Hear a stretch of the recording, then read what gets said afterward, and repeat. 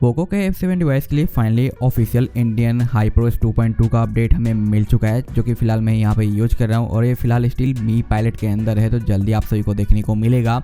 लेकिन इसे आप अपडेट करना चाहते हो अभी कभी, तो वो भी मैं आपको यहाँ पे बता दूंगा। और इस 2.2 के अंदर क्या हमें नया चेंज देखने को मिलता है, परफॉर्मेंस कैसा है, उससे रिलेटेड सारी जानकारी यहाँ पे आपको मिलने वाली है। बस जरूरत है आपको पूरा लास्ट तक वॉच करने की, ताकि आपको सारी चीज़ें A to Z पता चल सके। और वीडियो पसंद आता है तो प्लीज़ लाइक, सब्सक्राइब और शेयर जरूर कर देना।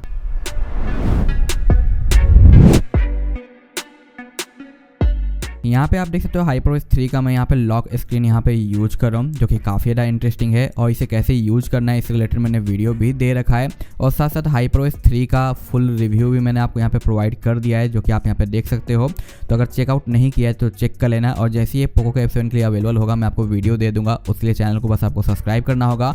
बट अभी हम बात करेंगे इस 2.2 के बारे में, जो कि हमारा वर्जन देखने को मिलता है 2.0.201। तो ये एक ऑफिशियल अपडेट है, कोई ऐसा नहीं है कि मैंने अलग से डाल रखा है। जहाँ पे आप देख सकते हो कि आपको बीच में IN देखने को मिल जाता है। अगर हम सॉफ्टवेयर वर्जन के अलावा यहाँ पे सिक्योरिटी पैच की बात करते हैं, तो आपको यहाँ पे 8 मंथ का सिक्योरिटी पैच वगैरह देखने को आपको मिल जाता है, जो कि बिल्कुल ही सही है। और 2.2 के अंदर स्मूथनेस के ऊपर काफ़ी ज़्यादा काम किया गया है, बट इससे कई गुना काम हमारे HyperOS 3 के अंदर किया गया है, जो कि मैं यहाँ पे फिलहाल यूज कर रहा हूँ और इसका वीडियो भी मैंने आपको दे रखा है। तो HyperOS 2.2 में जितना एनिमेशन इंप्रूव हुआ है ना, इससे कई गुना ज़्यादा आपको 3 में देखने को मिलने वाला है।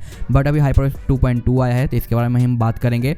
यहाँ पे आपको वही सारे फ्लोटिंग विंडो वगैरह देखने को मिल जाता है, साइडबार वगैरह, जो कि आप आसानी से यूज कर सकते हो, जिसमें कोई चेंज अभी तक नहीं किया गया है। बाकी यहाँ पे आपको देखने को मिल जाता है इंटरप्राइज और मेमोरी एक्सटेंशन वगैरह। और एक्सेसिबिलिटी के अंदर कुछ इशूज वगैरह थे, जैसे कि हम यहाँ पे आते हैं टॉकबैक के अंदर, तो ये सम टाइम कैलेंडर के अंदर, डायल पैड के अंदर और बाकी अदर जगहों पर मैसेजिंग में ठीक से काम नहीं कर रहा था। तो इस इशू को यहाँ पे सॉल्व किया गया है, ताकि आपको प्रॉब्लम ना देखने को मिले अगर आप पर्सनली इसे यूज करते हो। तो साथ साथ बैटरी के अंदर यहाँ पे कोई खास चेंज नहीं आया है, हल्का फुल्का इंप्रूवमेंट स्लाइटली देखने को मिला है बैटरी बैकअप के अंदर, अदरवाइज कुछ नहीं है। यहाँ पे cold endurance mode I think ये पहले से अवेलेबल था, जो कि यहाँ पे अभी भी आपको देखने को मिल जाता है।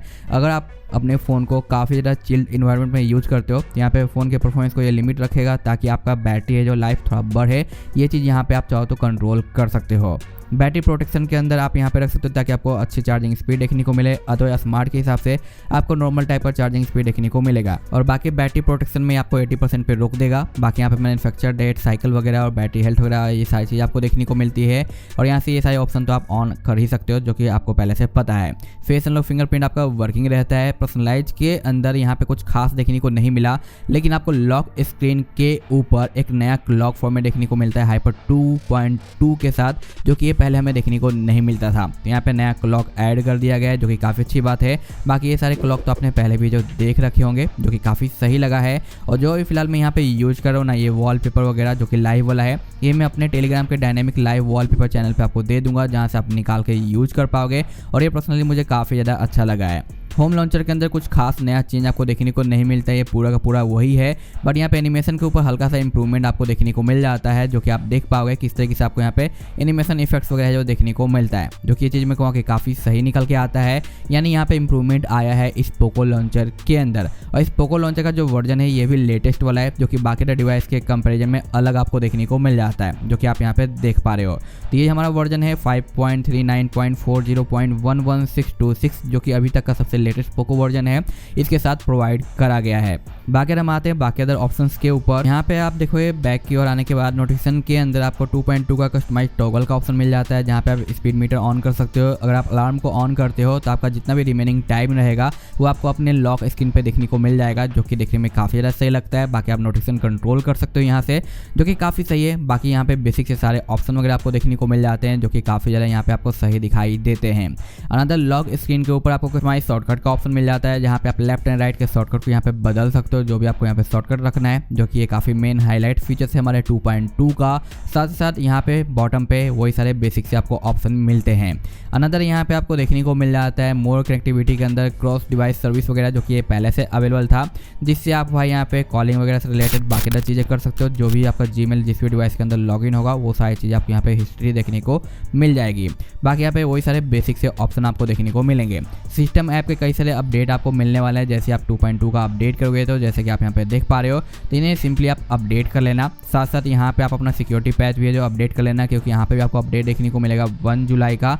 तो ये आपको जो नज़र आएगा, मे बी आपने पहले ही कर लिया होगा, अदरवाइज नहीं किया है तो एक बार कर लेना, क्योंकि इससे भी आपका सिक्योरिटी अपडेट होता है और इम्प्रूव होता है। साथ साथ यहाँ पे अगर हम आते हैं अबाउट के सेक्शन पे, तो आप देखोगे कि स्टोरेज के अंदर पे आपको स्टोरेज रिफ्रेश का ऑप्शन मिल जाता है, जो कि डिफरगमेंट है, जो कि आपका कब हेल्प करता है, जब आपका फ़ोन हल्का स्लो फील करा रहा हो, ओएस के अंदर कुछ इशूज वगैरह आया हुआ हो, तो ये आपके पूरे ओएस को एक बार रिफ्रेश कर देता है, ताकि आपको लैग स्टर या बाकी अदर चीज़ें देखने को ना मिले, और कुछ ही सेकंड के अंदर ये कंप्लीट हो जाता है। ऐसा नहीं कि लंबा टाइम लेता है, देख सकते हो यहाँ पे कंप्लीट भी हो चुका है। तो इस तरीके से ये चीज़ें यहाँ पे आपकी वर्क करती है। तो ये सारे नए फीचर्स आपको देखने को मिलते हैं। बाकी चैनलों में देखोगे तो बहुत सारी चीज़ें मेंशन करी गई, इधर का इधर उधर ऑप्टिमाइजेशन वगैरह, लेकिन वो ज़्यादा यहाँ पे आपको दिखाई नहीं देता। लेकिन जो मोटे और बिग चेंज थे वो मैंने आपको यहाँ पे शो किए हैं। बाकी यहाँ पे आप देख सकते हो हमारा जो कंट्रोल सेंटर वगैरह में भी स्मूथनेस आपको काफ़ी अच्छा देखने को मिलता है। अभी मैं यहाँ पे जो भाई HyperOS 3 का एक थीम अप्लाई कर रखा हूँ, जिसकी वजह से आपको आइकन पैक डिफरेंट देखने को मिल रहे होंगे, और इससे रिलेटेड आपको वीडियो मेरे सेकंड चैनल पे देखने को मिल जाएगा। उसकी वजह से कंट्रोल सेंटर में थोड़ा सा डिफरेंट आपको लुक दिखाई दे रहा होगा। तो मैं इसके स्टॉक थीम के ऊपर आता हूँ, उसके बाद बाकी अदर चीज़ें आपको दिखाता हूँ। तो यहाँ पे मैंने जो सिस्टम डिफॉल्ट वाला थीम अप्लाई कर लिया है, जो कि आप यहाँ पे देख सकते हो आ चुका है। बाकी यहाँ पे जो पोको लॉन्चर है, इसकी वजह से आपको यहाँ पे स्मूथनेस काफ़ी ज़्यादा अच्छा देखने को मिल जाता है, जो कि आप देख सकते हो यहाँ पे किस तरीके से ये वर्क कर रहा है। तो इसमें कोई भी कमी आपको देखने को नहीं मिलती। रही बात ऐप्स ओपनिंग एंड क्लोजिंग वगैरह की, तो ये चीज़ भी आपको यहाँ पे काफ़ी सही देखने को मिल जाता है, जो कि मैं कहूँगा कि काफ़ी ज़्यादा अच्छा हुआ है। तो पहले से आपको एनिमेशन के अंदर काफ़ी ज़्यादा इंप्रूवमेंट देखने को मिल रहा होगा, जो कि ये अपडेट करने के बाद आपको जो नोटिस होने वाला है।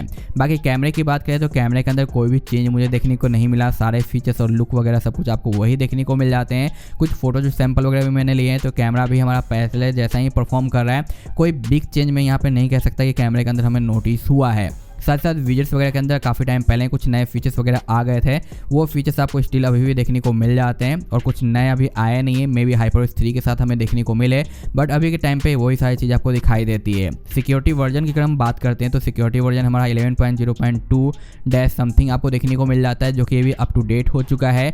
और कैमरा हमारे डिवाइस के अंदर 6.0 का था, और अभी भी स्टिल 6.0 ही देखने को मिल जाता है, जबकि HyperOS 3 के साथ हमें कैमरा 7 देखने को मिल रहा है, लेकिन यहाँ पे अभी तक 6.1 या 2 भी नहीं आया है। तो कैमरे का यूआई सिमिलर ही हमें दिखाई देता है।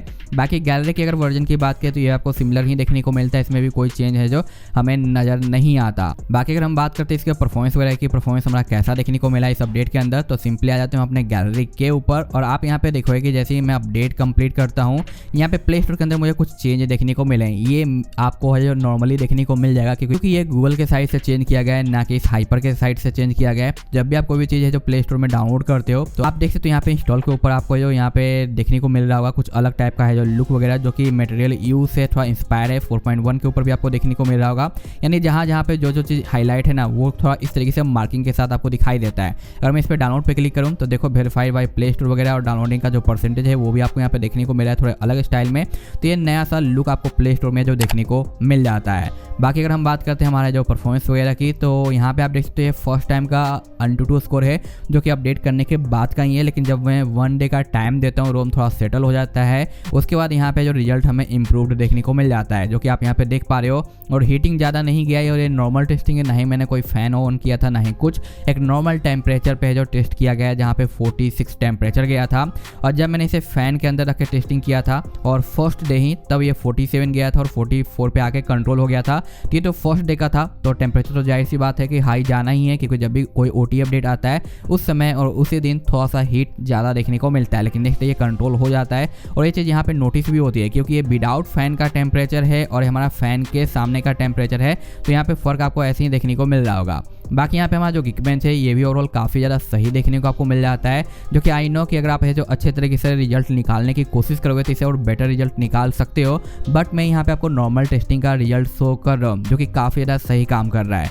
बाकी ये है हमारा CPU थ्रोटल, जो कि आप देख सकते हो ये भी नॉर्मल टेस्टिंग का है, और ये भी फर्स्ट डे डे का ही है, जहाँ पे 5,14,000 मैक्स और मिनिमम यहाँ पे 4 लाख आया है, 81 का परसेंटेज आया है।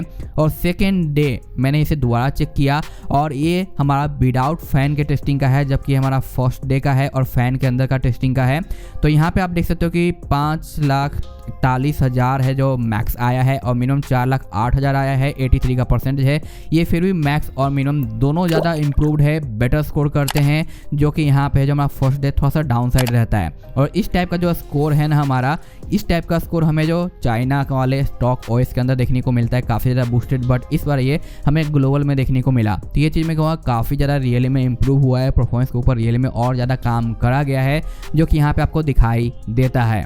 उसके बाद मैंने यहाँ पे बैटरी ड्रॉप भी चेक किया है, तो बैटरी ड्रॉप आप देख सकते हो कि यहाँ पे 44 के बाद मॉर्निंग में आ जाता है 41 स्टैंड बाय टाइमिंग पे। तो यहाँ पे हमें ओनली वन है जो 3% का बैटरी ड्रॉप देखने को मिला, जो कि 8 आवर्स 41 मिनट का स्टैंड बाय टाइमिंग है। और ये ईवी टाइम मैंने हर टाइप के रोम को टेस्ट किया है इस डिवाइस के अंदर, और सभी में मुझे 3% का ही ड्रॉप देखने को मिला है। तो मैं कहूँगा कि ये कोई बुरा नहीं है, ये सिमिलर और आइडियल रेन है, जो कि अच्छी बात है।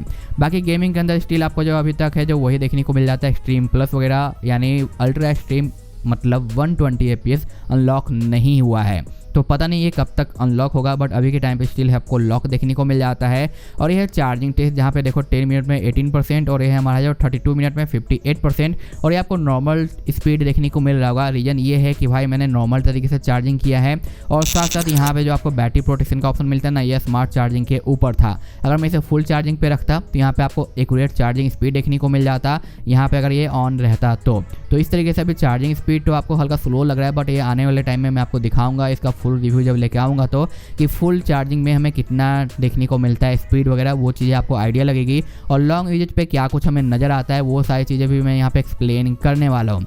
बस आपसे रिक्वेस्ट इतना ही है कि चैनल पर नए हैं तो सब्सक्राइब कर लेना, क्योंकि इसका वीडियो आपको जल्दी मिलेगा लॉन्ग यूजेज के बाद कि क्या कुछ कैसे हमें देखने को मिलता है। बट अभी के टाइम पे जो कुछ भी चीज़ें यहाँ पे दिखाई दे रही है वो रियली में काफ़ी ज़्यादा कूल है और काफ़ी अच्छे तरीके से परफॉर्म करती है। और ये अपडेट आने के बाद आपके फ़ोन के अंदर काफ़ी ज़्यादा इंप्रूवमेंट देखने को मिलेगा, स्पेशली स्मूथनेस को लेकर और परफॉर्मेंस वगैरह को लेकर, जो कि ये चीज़ भाई मुझे यहाँ पे काफ़ी ज़्यादा सही देखने को मिला है। और आप चाहो तो इसके अंदर HyperOS 3 वाले कुछ फीचर्स वगैरह भी एक्टिवेट कर सकते हो, जो कि मैंने ऑलरेडी जो कर रखा है अपने डिवाइस के ऊपर, और इससे रिलेटेड मैंने यहाँ पे वीडियो भी दिया है, आप चाहो तो चेक कर लेना। उसके बाद आप चाहो तो ट्राई कर सकते हो। जैसे कि आप देखो यहाँ पे मेरा HyperOS 2 ही है, बट मैंने HyperOS 3 वाले फीचर्स एक्टिवेट कर रखे हैं इसके अंदर, और ये हमारे प्रॉपर काम भी करते हैं।